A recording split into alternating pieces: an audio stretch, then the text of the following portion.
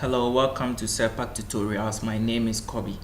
In this tutorial, we are going to learn how to create a geological database in SEPAC. One may ask what a database is.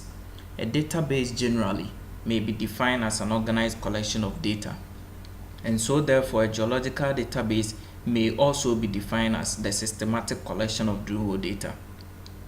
Drill hole data is the starting point of all mining projects and constitute the basis on which feasibility studies and all reserve estimations are done. And the purpose of drill hole data is to determine where the ore body is located and to populate a block model with constraints, accurate grade and attributes.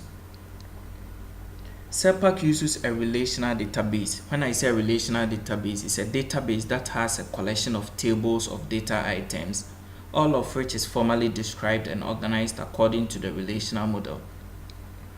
And in creating a geological database in SEPAC, the database can contain 50 tables, and each table can have a maximum of 60 fields, so we should take note. Now, there are two ways of creating a database in SEPAC. One is creating it from raw drill hole data using the SEPAC, and the other is connecting to an already existing database, maybe a Microsoft Access database, and it is also known as mapping the database. In this tutorial, we are going to create the database from raw drill hole data. Alright, as part of any mining project which usually commences with exploration, it becomes inevitable and very relevant to gather information about the drill hole program. So when a drill hole program is executed, the relevant information gathered include the color information, the survey, that's the downhole survey, the geology and the assay. In creating a geological database, one requires two major tables, the mandatory tables and the optional tables. The mandatory tables are information about the color of the drill holes and the downhole survey information about the drill holes. The optional tables include the assays and the geology. In the build-up process or creating a geological database in SEPAC, a translational table will be added to the mandatory tables, making it 3. And as the build-up process continues, a styles table will also be added to the database, in addition to the optional tables, making it 3 tables. So in all, we are going to have 6 tables to create the geological database from. Alright. So I will create a rec directory and bring my CSV files, that's information about the drill hole data, into them. I have the color, survey, geology and assay information here. We'll go through them one after the other. I'll begin by explaining the color table.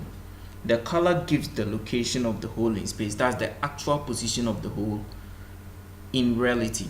So in this file we have the hole ID, the northings, that's the Y coordinates, the eastings, the S coordinates, the reduced level, that's the elevation, the maximum depth at which the hole was drilled, and hole type. I also have here the survey. When a drill hole program is executed or holes are drilled, there is an activity called the downhole survey, and in this activity a device called the reflex is descended into the hole to take readings of the dip and azimuth, and these readings are plotted in the reflex software to show how the actual hole in the field deviates from the planned. So when the device records the dip and the azimuth, it will be plotted in the software, and based on the dip and azimuth readings, it will plot it. The original hole or the planned hole will also be plotted, and the deviations will be revealed. Okay, so in this table we have the hole ID, the depth, that's the downhole survey depth, the dip and the azimuth. The dip is the horizontal inclination of the hole in space. That's the angle which the drill hole makes with the earth surface. Usually has value between 0 and 90. It is negative when it's below the earth surface and positive when drilling underground. The azimuth is the compass direction or bearing from the north and has values between 0 and 360. So looking at this file, the hole ID 1, we have at downhole survey depth 0. The dip that the reflex device recorded was negative 45, and at the end of the hole 82.5. The dip that the reflex recorded was negative 43.5. So this will be plotted in the reflex software to show how the original hole That's the actual hole in the field deviates from the planned. Okay, so we go to the assay table. When samples are retrieved from a drill hole, they are taken to the laboratory for metallurgical tests or assays to be run on them so that the average gold values will be reported. The metallurgical assay or test may be the fire assay or the black, that's the bulk leach extractable gold method. So in this file we have the hole ID, sample ID, meter from meter to, the average gold values and the sample type. Then we go to the geology. When samples are obtained from a drill hole, it is the honors of the geologist to record the information about the samples, and the relevant information that may be gathered include the minerals in the samples, the lithology, the redox or weathering state, the moisture content, the sample recovery, and so on and so forth. So here we have the hole ID, meter from meter to, the redox, and the lithology. Simple table. Alright, so all that we have to do is to create a work directory and bring these CSV files into them. So I will create a new folder and give it a name, database. I will set as my work directory. Then I'll copy the files, the CSV files, and bring them into the work directory. Okay, so here they are. So we'll begin by creating the geological database from the information gathered from the drill holes. This is SERPAC's default profile. We will set our profile to geology database so that the menus and the tool icons for geology database will be displayed. I will right click here, go to profiles, and select geology database. And the menus and tool icons are displayed for geology database. Perfect. So we begin quickly. Go to database, open new. If you already had a database in the work directory, we'll just click the drop down to select that, but we do not have any, so I will just give it a name, say new database.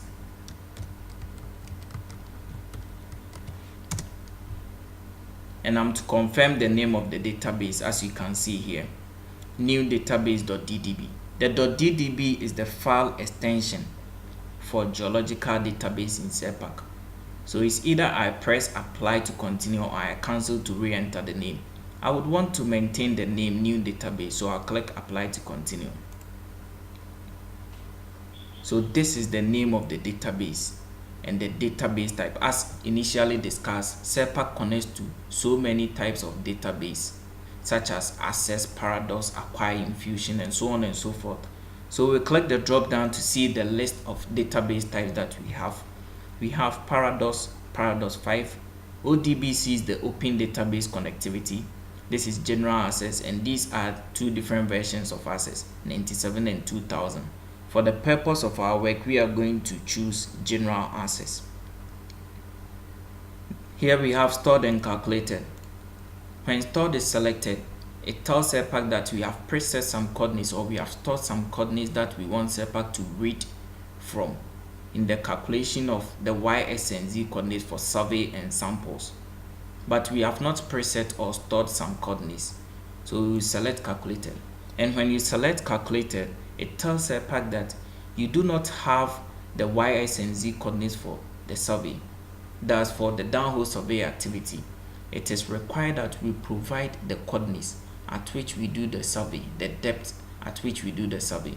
But neither the reflex device can provide us with those coordinates, nor can we go into the hole to bring out those coordinates. So we will select calculated so that SERPAC will do the calculation from the color table. Likewise, the samples, the depth from and the depth to, that's the interval at which we take the samples. We are supposed to provide the coordinates for the samples, but we do not have them. We want SERPAC to do the calculation from the color table, which possesses our coordinates in reality. So we will choose calculated, not stored. So I'll click apply to continue. And on this form, I'm to load the optional tables. SERPAC accepts 3 types of optional tables as we initially discussed. The optional tables are the assay, and the geology. Okay, but the type which the optional tables are, we are to provide in this on this form. So as you can see, we have the name of the database, the type of the database which we chose to access, and the mandatory tables, color, survey, and translation. We have only these two, color and survey. As I said, in the build-up process, SEPAC will add the translation table, which is used to translate numeric codes. Okay, so all that we are supposed to do is to add the optional tables, which are the assay and the geology.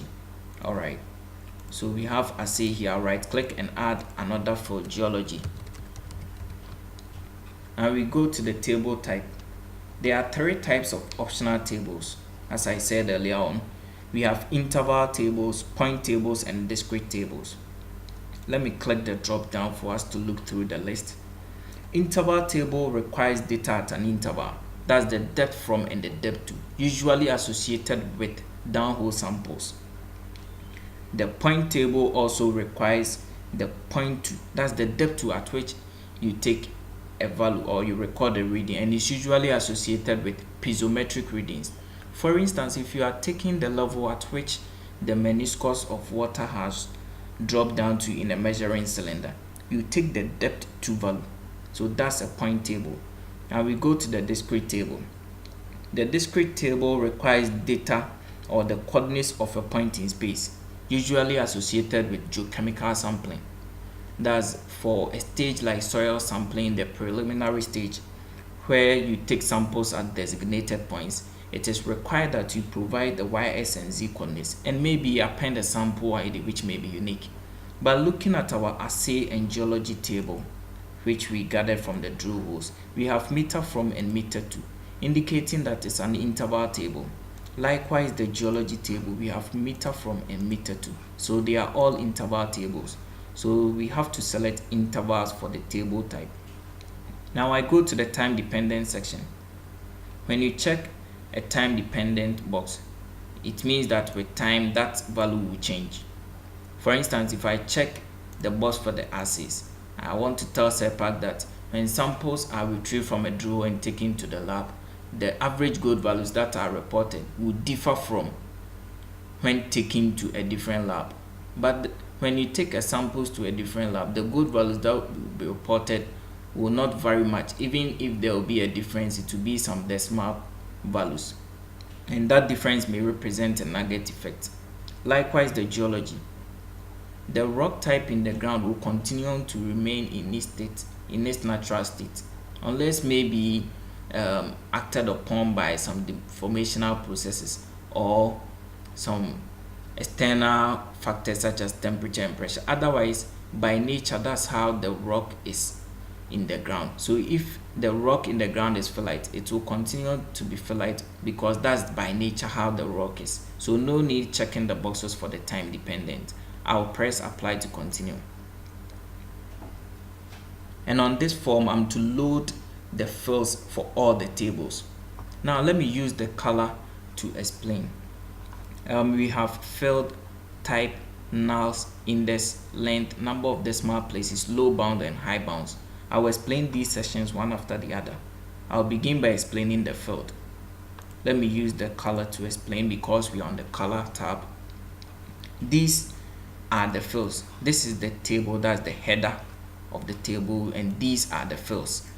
The hole ID, the northings, eastings, elevation, maximum depth, and hole type are the fields. Then we go to the type of field. SEPAC accepts about 7 types of field. In creating a geological database, I'll use this drop down to explain. So we have character field. Character field refers to numeric values and letters which is stored as text. Let's look at the color table for instance. When you look at this whole ID, this consists of alphabet and numbers stored as text. So this is a character field. Numeric values and letters stored as text. Alright, then we go to the Boolean. The Boolean refers to true or false values. That's a value which is either true or false. We do not have any, so we will not bother ourselves with that. Date time also refers to the date at which a drill hole program was executed or a particular drill hole was drilled. So you can add it if you only have it in your data or your CSV file. The duration also refers to the time, that's the number of years or months at which a drill program took place.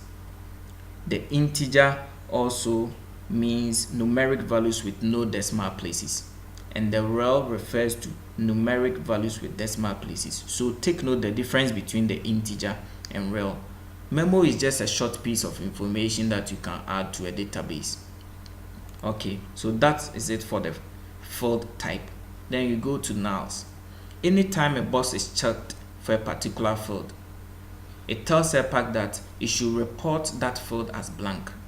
For instance, if I check the null box for the y coordinate, I want to tell SERPAC that I don't have it, so when it gets to that field, it should fill that place as blank. Alright, then I go to the length.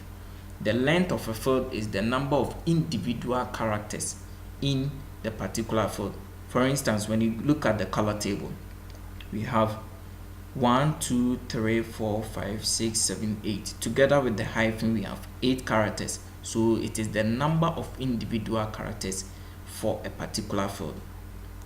Alright, then the number of decimal places, you can adjust it to suit your preference. We have the low bounds, which is the lower limit, and the high bound as upper limit. So we begin by completing the fields for all the tables. So the color, survey, translation are the mandatory tables. Styles, assay, and geology are the optional tables. So we begin by filling the fields for the color table. Now the whole idea, will enter a character length of 30, even though it was 8 when we counted it. For convenience and to be on the safer side, I'll enter a longer character length so that as time goes on or drilling continues throughout the lifespan of the man, and these CSV files are edited, I wouldn't have problem importing data from the CSV into my database. So I will enter a longer character length of 30. Then here I will enter 15.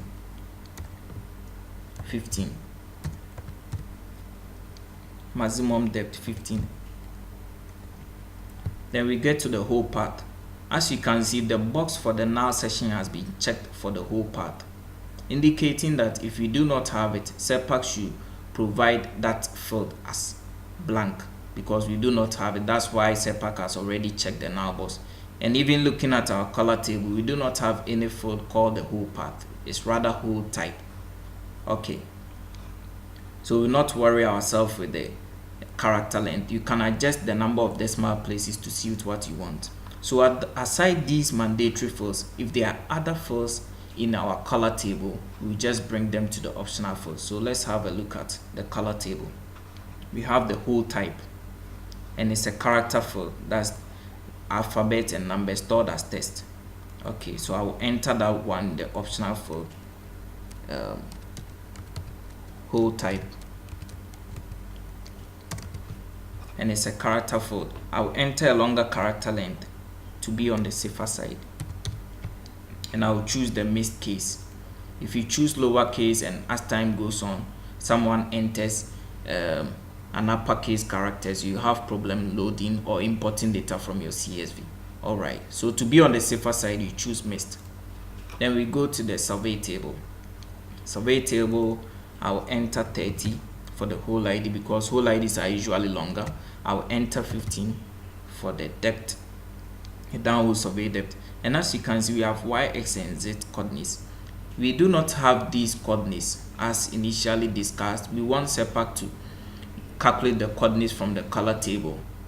That's why we chose calculated in the initial stage. So we will check the boxes for the null section for SERPAC to provide those fields as blank because we do not have them. Then I'll enter 15 for the dip, 15 for the azimuth. Let's see if we have other fields aside these mandatory fields. We'll bring them to the optional field section. We have depth, dip, and original azimuth. Perfect. So we are done. Translation and styles will not bother ourselves with that. SERPAC will do its own arrangement.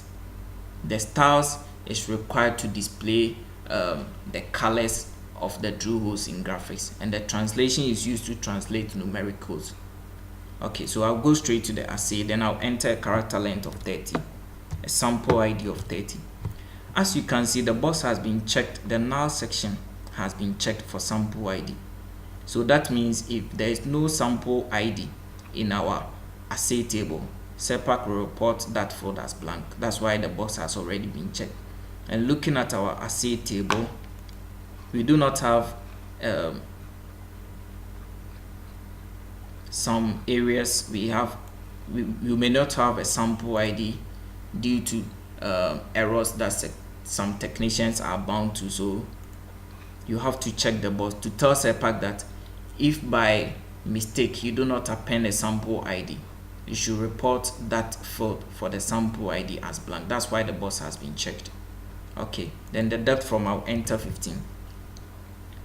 We do not have the Y, X, and Z coordinates, so we want SEPAC to do the calculation from the color table.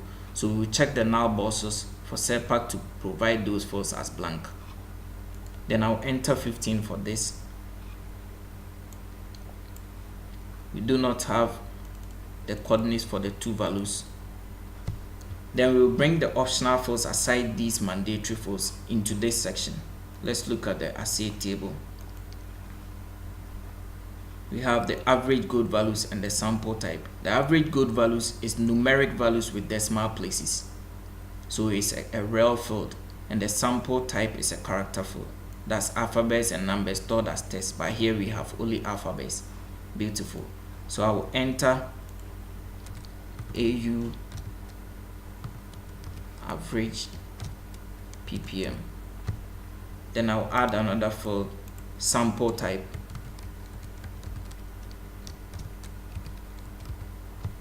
Okay, then I'll change the type of field to suit what I have in the CSV. So well, I'll enter a longer character length of 20 to be on the safer side. Okay, it's AUAV, so let me edit it. All right, then I'll choose the missed case for the sample type. Now the low bound and the high bounds for the assay. It is recommended that you go through your assay table. If there are negative assay values that were reported, you enter a low bound of negative, high negative value, so that you will not have problem loading your database. Okay, so we go straight to the geology table. Here I will enter 30 as we did 30.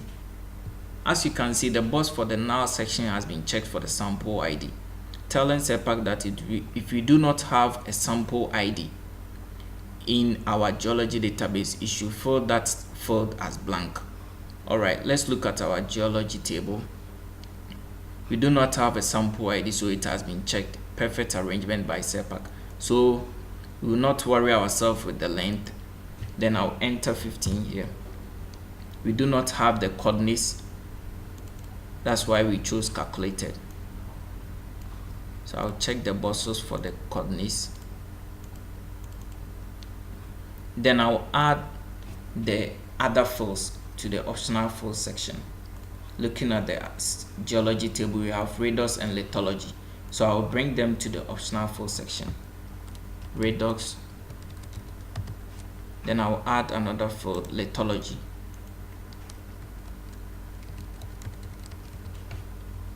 Let's look at what type of fields that they are. Redox is a character field. Lithology is also a character field. So we will maintain the character. Then I'll enter a longer character length to be on the safer side. Then I'll maintain the case type as missed. Alright, so we are done with defining all the fields for the tables. Beautiful. So I'll click apply to create the database. And when this is done, the name that we gave it was database. It will be shown in the status area and go into our work directory. Beautiful. So this is it. We have new database. Okay, so new database has been created. The .ddb is the file extension for the geological database, and the .mdb is the file extension for Microsoft Access database, and that is what is going to contain our actual drill hole data. The .ddb is the file that SEPAC requires only to connect to the database. So we should take note the difference. So I will drag the Microsoft Access database into graphics for us to view the content. So as you can see, when I open the tables, we do not have any data in them. All right, we have just created it, we've not imported the data. Okay, so to view the content of the geological database file, you right click on it and select edit. And in this file, the first line gives the name of the database, and we gave it new database. And the type of database is also shown here. We chose general access, even though we had several options to choose the type of database that we want. The third line refers to the file path or directory of our work folder, and these are the tables that we loaded our database from. The color table, these are the characters, the length of the characters 30, 15, decimal places of 3. R8 is Erwin version 8, a relational database model that SEPAC also uses. The SSI is the file extension for styles file. Then the low bounds and the high bounds are all here. All right, we also have the survey table here. We have the translation table also here. All the tables are here. We have the assay table, we have the geology table. Okay, so we are done with creating the geological database. So all that is left is for us to import the data that we have in the CSV into the Microsoft Access database, which will contain our actual drill hole. All right, if you want to view the drill holes, you can just go here and select drill holes. But because we do not have any data in the Microsoft Access database, we've not imported it yet, no drill holes will be shown. All right, so we will import the data from the CSV files into the Microsoft Access database, and we'll do that in our next lesson.